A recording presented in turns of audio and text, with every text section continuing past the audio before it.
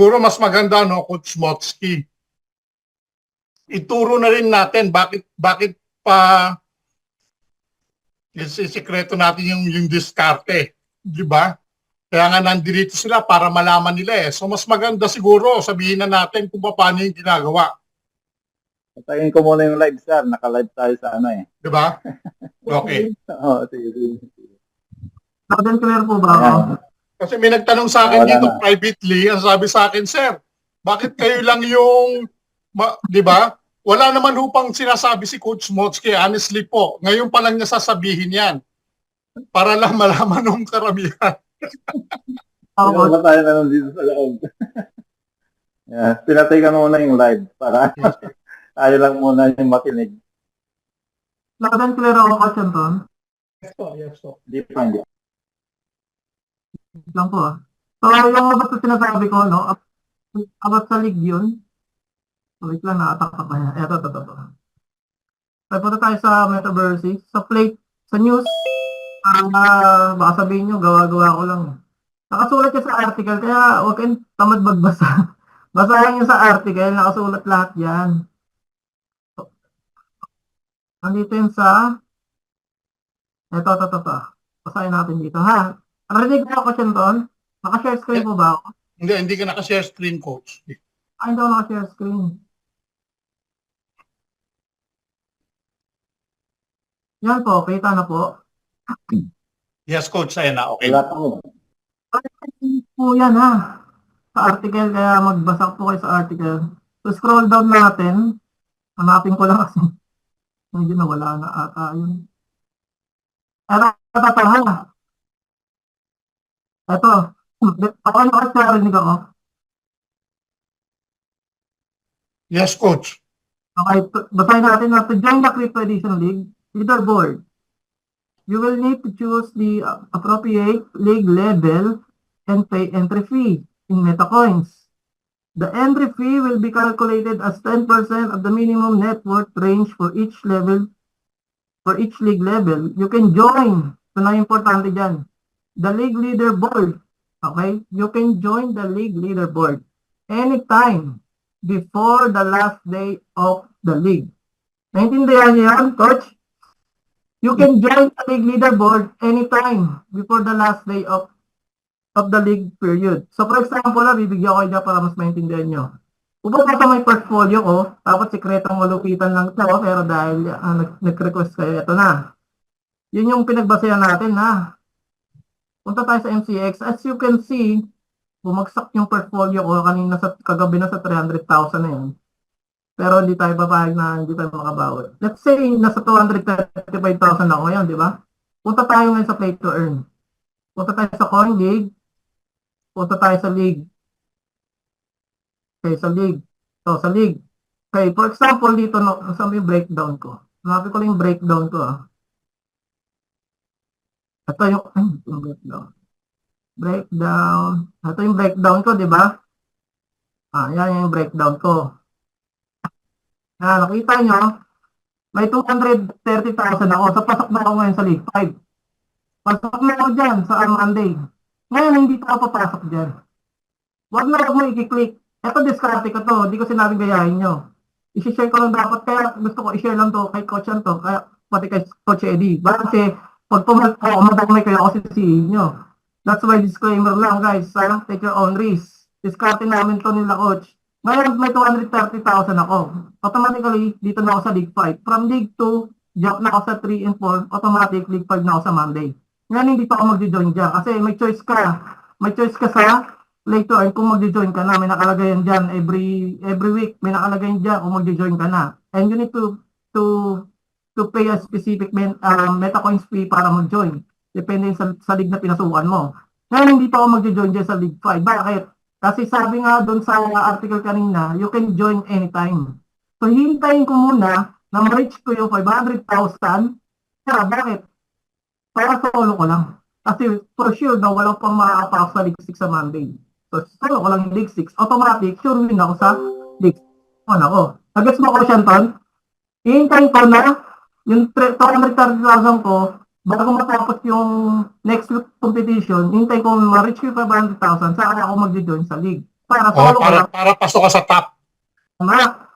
Discard ko inyo, kaya hindi ko sinasay sa inyo. Mamaya, sabi, ay naman, ito tinuro kasi ni Coach Motsky. Nakakasalanan ko pa. Discard lang namin yan kasi pag hindi, once na hindi ka nag-join sa league, eto, take note, once na hindi ka nag-join sa league, hindi tumataas yung PNL mo. Okay? Kasi nakasulat sa article kanina, binasa natin yung sa presentation. Magre-record pa lang yung total net worth mo sa yung PNL once na nag-join ka na. So once na hindi ka pa nag-join, tapos date ka na nag-join, pagpasok mo sa ranking sa league, zero pa lang yung PNL mo. Kaya ito, risk ito, ginagawa ko. Pero discarte ko to kasi pag once na nag-success ako dito, na-reach ko yung 500,000, so automatically, top 1 ako, solo ko lang yung league 6. Malaki yung price na makuha ko. So that's all. Yun lang yung technique na sinisekreto ko. Yung ano, kung sa Mutski, babayaran mo yung league para makapasok ka doon, gano'n? So, mag-entry fee yun, magkaroon ba entry fee nun? May entry fee, 50,000 neto coin sa league 6. Lahat naman ng Hindi, league. babayaran mo yung 50,000, gano'n? Kapag may bayad po yan, every league. Yung league 1 lang po yung walang entry fee. Yan, no? Yan. Oo nga, ay, ibig sabihin ni paano ka makakatawid sa 6? Ano po? Paano yung makakatawid ka sa 6 hindi pa naabot yung 500,000? 200,000, 230,000 yung may portfolio ko. Ngayon, hanggat, di ba 1 week yung competition natin, hanggat di pa natatapos yung 1 week competition na yun, ano siya, pipili kong ma-reach ko yung 500,000. Bago ko i-click yung join dito sa competition. Ibig mo sabihin ay hindi mo muna i-click yung join, abutin mo muna yung 500,000. Yun ang discard ko. Kasi ba't ko gagawin yun? Para solo ko lang yung League 6. Kasi dito sa League 4, marami nang nakaka-join dito. Dito sa League 5, for sure may makapasok na dito, mga 3, 4, o 5. Pero dito sa League 6, napakalabo na may makapasok pa dyan. Mababa pa ng total net worth ng players. Yun yung coach. Oo nga, tika, 500,000. So, ibig mo sabihin, bubuuin mo muna dyan sa League 2 yung 500,000 bago ka pumasok sa Grade 6. Parang ano na ako eh. Sa League 5 na ako kasi nakita niyo yung portfolio ko kanina, 200,000, 230,000 na. Sobra na ako sa League. So, kung ako mag-join sa League 5, hintay ma-reach ko yung 500,000 para sa League 6 na ako mag-join. Yun po yun. Pero pag nag-join ako sa League 6, 0 PNL ako dyan ha. Kaya don't expect na every trade nyo na tumataas, hindi po tumataas yun. Yung total net worth nyo lang yung tumataas. Kaya once na nag-join ka na. Ibig mo sabihin sa, di ba, nasa League 2 tayo, hindi mo muna i-click yung join para makatawid sa League 4. Mag-iipon ka muna ng 500,000. Ano ba yung ibig mo sabihin? Po. Pero sa inyo kasi parang sa League 4 kaya mo eh. Pero kung gagayahin mo diskarte ko, kaya mo makapasok sa League 5 kung ma-reach mo yung 200,000. Sa tingin ko kaya mo ma-reach yung 200,000 coach bago matapos yung next week competition. Kaya sa inyo kung i-join mo na sa Monday. Kasi sa Monday, di ba, pwede na tayo mag-rejoin ulit. Automatic sa Oo, pwede. Nasa League 4 Pasok ka na ako sa League 4. League 4 na ako, ikaw naman, League 5 na. League 5 na ako, pero hindi mo lang sasali sa League 5. Ay, ipunin ko mo yung 500,000 para bago matapos yung competition, sa League 6 ako sasali para malaki yung chips na makukuha ko. Yung po yung discard na. So, ibig mo sabihin, yung sa akin, halimbawa, hindi muna ako mag-join sa League 4. Hindi muna. Mag-iipon muna ako ng 50,000. Hindi. Mag-iipon muna ako ng 200,000. So, entry fee, 20,000. Bali 220,000. 220,000. Kailangan 220,000 yung iipunin ko para makapasok sa League 5. Yes, coach. Pero hindi ko alam kung kailangan may 220,000 na o doon na mismo ikakarga sa 200,000 yan. Kasi hindi ko pa nasusubukan. Pero para mas sure, ipunin mo na rin yung entry fee. 220,000 na rin ipunin mo. Pero nasasayang coach kung sa tingin mo kaya mo abutin yung 200,000 before the end of the competition next week ha. Kaya risky yan. Kasi once na hindi ka nag-join, wala kang mga chips during that competition. Walang chips. Start yan, coach. Hindi, muna. Sige, tatawid muna ako sa League 4. ay mag-iipon muna ako. Oo. Mag-ipon muna ako na pag nag-succeed yung sa iyo, mag-ipon ako ng 500,000 sa League 4 bago ako pumunta ng League 6. Bago ko, So, ibig mong sabihin pala, Coach Motsky, at bago matapos ang competition, kunyari matatapos mamaya, doon ko pa lang siya i-join. Tama ba? Kasi PNL ka dun, ha? Kaya next doon kapag gumawa ka din nun, 10 kayong nakagawa nun, pare-pares kayong 0% PNL. Doon pa na kayo maglalaban-laban sa PNL. Pero pasok na kayo sa League 6 or League 5. Tama. Okay. Naintindihan ko na. Kasi ganun po sa dahil nga wala pang nakakarating ng League 6. Sigurado wala pang nakakaabot ng 500,000 dyan. Kaya yung gagawin ni Coach Motsky, kaya nga sinasabing risky kasi wala pang nakatry. Siya pa lang magtatry. Right. Siya pa lang magtatry. Pag naka-league ka, mas exclusive in-game rewards makukuha mo. Mas mataas na chips. Oo. Mas marami. Mas maraming tips makukuha mo doon kasi ano na yun mataas na league na yun mahirap nang abutin yun Mas million na yun Ng chips, may league packs din ha. Ngayon, kung nasa higher league ka, baka bigyan ka pa ng bonus packs. Diba nabasa naman natin kanina sa presentation yung bonus packs. Nandun lahat, contains lahat ng prices nandun sa bonus packs. Except, wala doon yung league packs. Pero walay mo, sa League 6, may bonus packs doon. Hindi, swerte. Worth it yung risk. Take your own risk. Tatawid muna ako sa League 4, malayo-layo pa ako sa 200. Ito, ang natin ng mga Pinoy, yari tayo dyan. Baka gayahin tayo.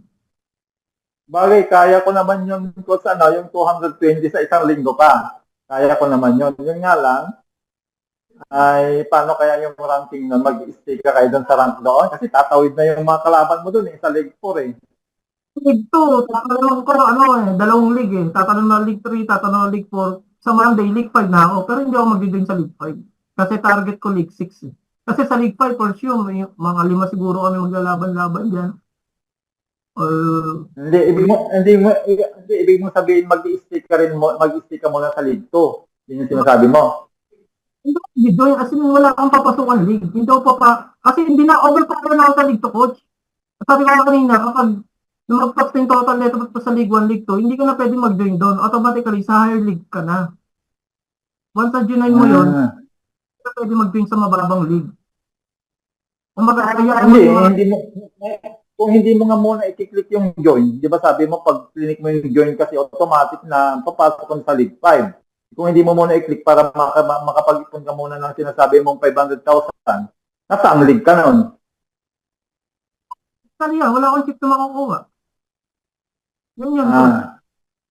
Kumbaga, wala akong chip. Yan yung risk. Pero, kaso ang problema nun, kung pwede kang mag-trade na hindi ka nag-join sa league. Yan yung sabi ko, pwede ka mag-trade. Tumataas yung total net worth ng MetaCoins mo. Pero, hindi ka nagkakaroon ng PNL. Kasi sa PNL, ang purpose ng PNL, para tumaas yung rank mo sa loob ng league. Kunyari, sa League 1 ka, rank mo 100. Pag nagpo-profit and loss ka, tumataas yung PNL mo, tumataas din yung rank mo sa loob ng League 1. Pero pag tumataas ang total mo, tumataas naman yung league mo, yung as in league. Pwede kang mapunta sa League 2, League 3, League 4, League 5, League 6. Yun yung pinagkaiba ng PNL sa total net worth. Yun yung... Tama.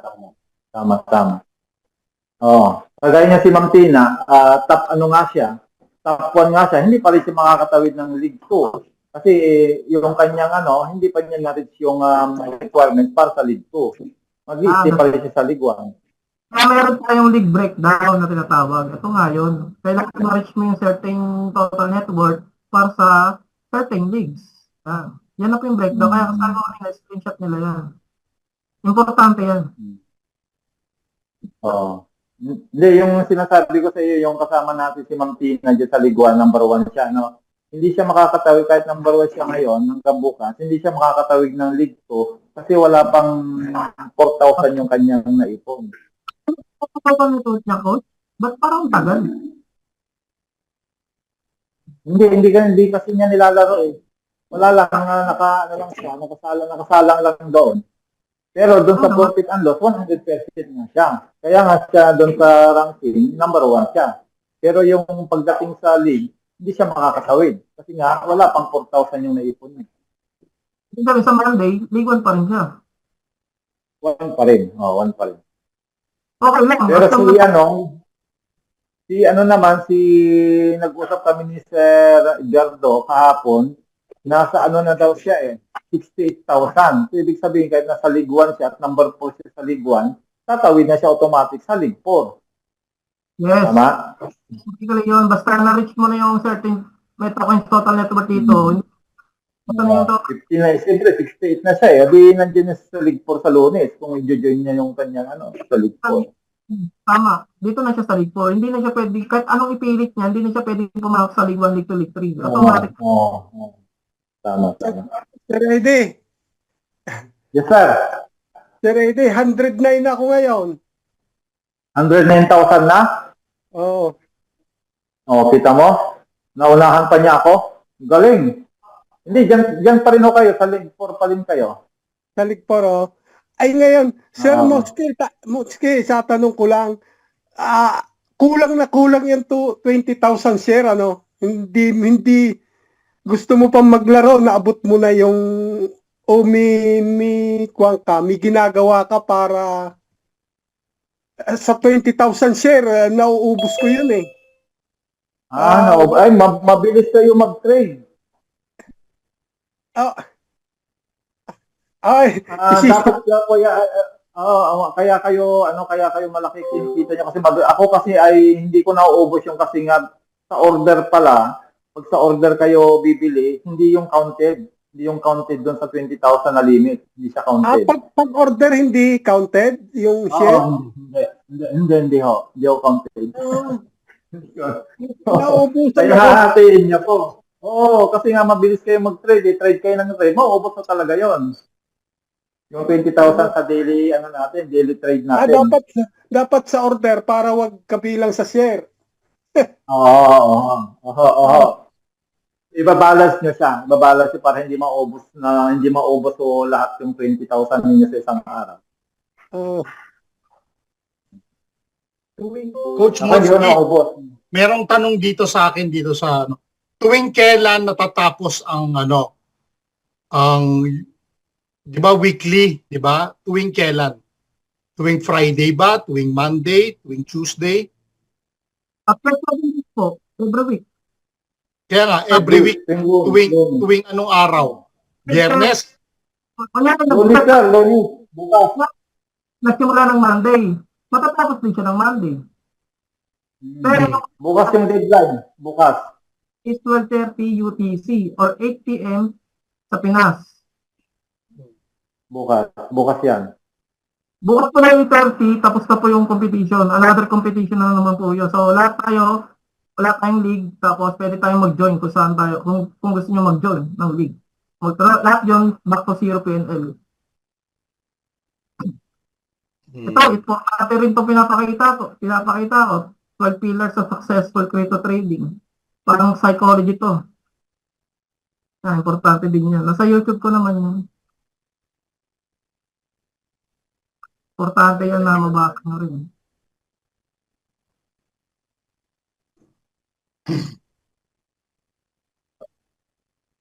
Pero teka, Cosmos. May tanong din Parang dito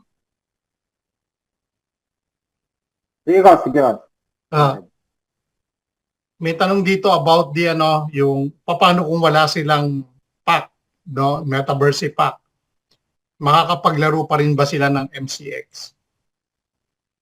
Ito ang sagot dyan, coach. Pag wala pa, Nasagot na yung kanina kasi nga, di ba, sir, bukas na ay bibigyan na nga lahat ng mga lahat ng may mga package dati. Bukas. nabanggit Pero sasagutin ko ulit, pag wala ang crypto package, wala ka namang MetaCoins Anong pang-trade mo? Kung sa wala kang pera, anong pambibili mo ng candy? Di ba? Hindi ka makapagsimula. So kung wala kang MetaCoins, hindi ka makapag-trade. Hindi. May bibigay coach na MetaCoins doon sa mga Bukas. may bibigay na MetaCoins sa mga nakabili ng mga Metaverse packs. Yung mga crypto package natin. Yun yung advantage ng mga bumili ng package noon. Yung scale up, unicorn. Ang swerte natin kasi lahat tayo mabibigyan. So, makapag-trade. Kasi may meta coins kayo. At the same time, meron kayong LPC, meron kayong white spot. Makapag-participate kayo sa pre-sale. So, hintayin nyo na lang na dumating yun. So, kahit wala kayong package, ang sagot yan, makapaglaro kayo. At long na may dati kayong package. Yun nga yung natin. So, yun.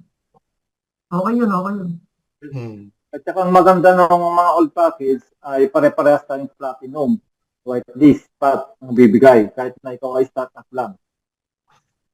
Ibig sabihin, mauna kang makakabili doon sa pre-sale.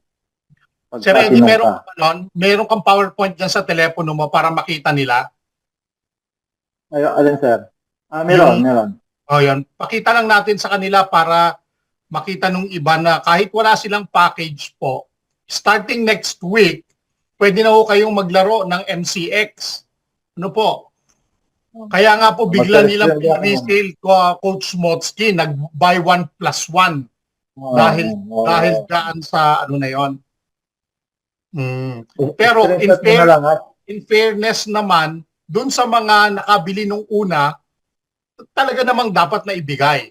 Kasi nag-unicorn yung iba. 'Di ba? Nag-powerhouse yung iba. So malaki ang binayad niyan. On top of their C1 binili po 'yan, no, ng mga leaders natin. So ayan, Metaverse Crypto. Yun. Paki-screenshot niyo na lang ho, ha. Screenshot niyo na lang para meron kayong copy. Ayan. Yan. Sir, palakihan mo nga sir, para ma-screenshot nila. Ayan. Yan. Okay. Yan na yung pinakamalaki.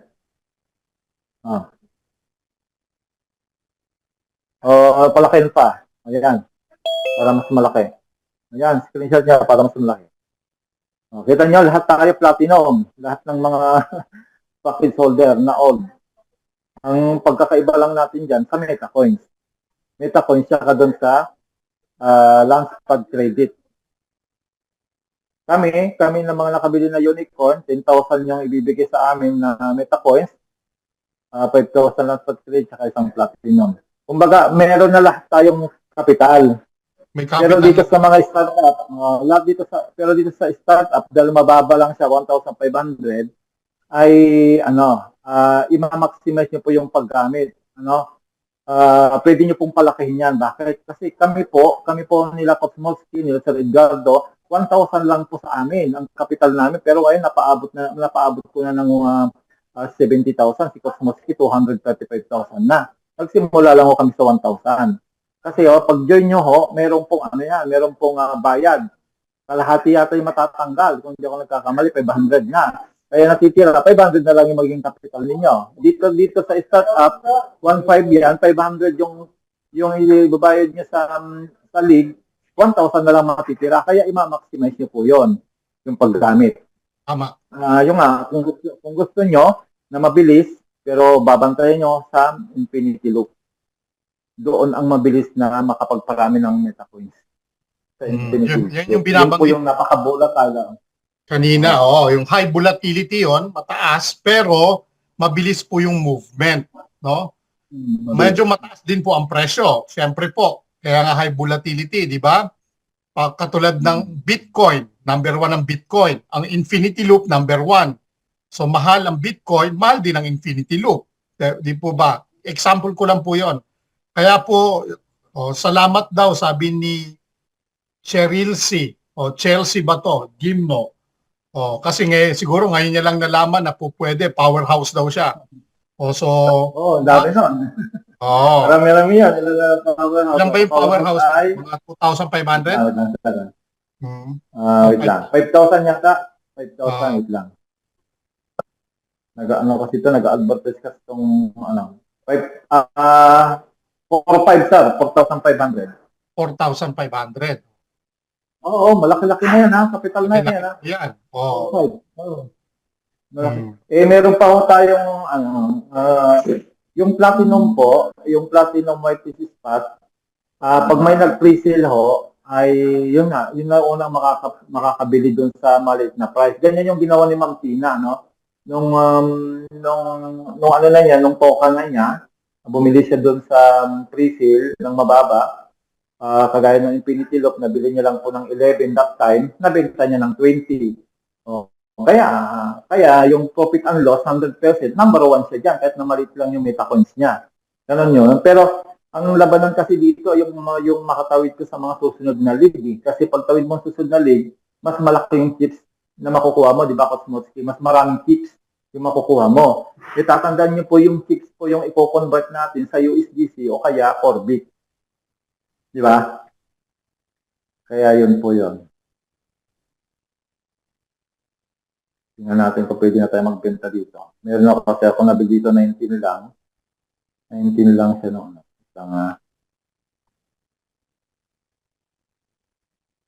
Hindi pa pwede magbenta. Malaki kasi ang gas fee. Ayan o.